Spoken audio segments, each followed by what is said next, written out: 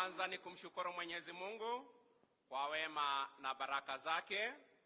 Tulikuwa tukiomba ili siku moja tukaweza kumkaribisha rais, na kweli amefika ama hajafika?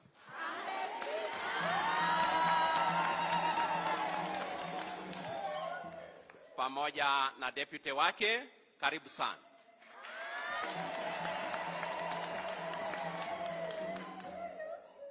Gavana wetu, karibu sana, na mheshimiwa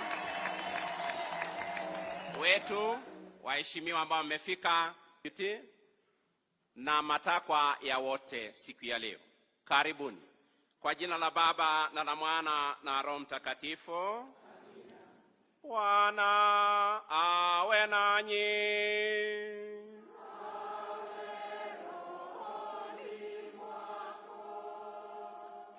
Siku ya leo katika masomo tutatafakari kuhusu ukarimu. Kuna mama huyu ambaye alikaribisha mtumishi wa Mungu Elisha, na alipomkaribisha kwake basi akabarikiwa. Na katika somo la Injili tutasikia kwamba yule ambaye anampatia hata maji atapata baraka. Kwa sababu ya udhaifu wetu, sisi ni wanadamu, tumekosa ule ukarimu. Tunyamaze kidogo, tuombe msamaha.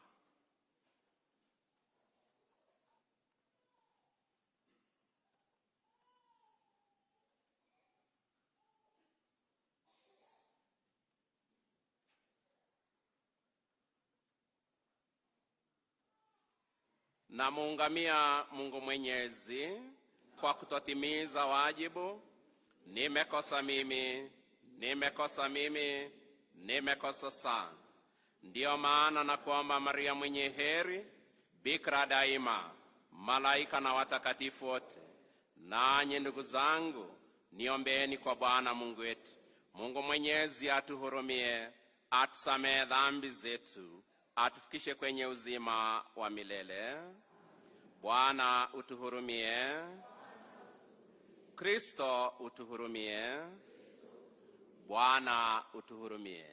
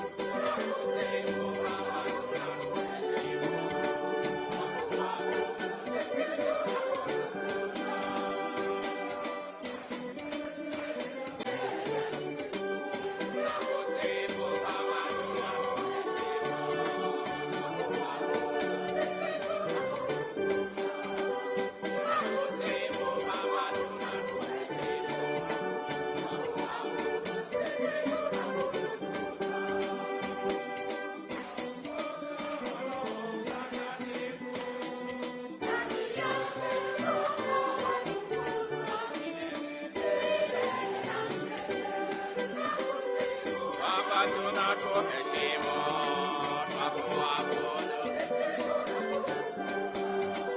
Tunakusifu Baba, tunakuheshimu, twakuabudu. Sisi tunakutukuza.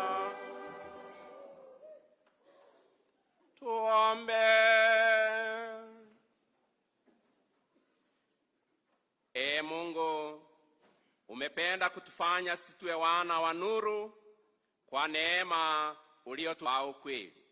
Kwa njia ya Bwana wetu Yesu Kristo mwanao, anayeishi na kutawala nawe katika umoja wa Roho Mtakatifu, Mungu daima na milele.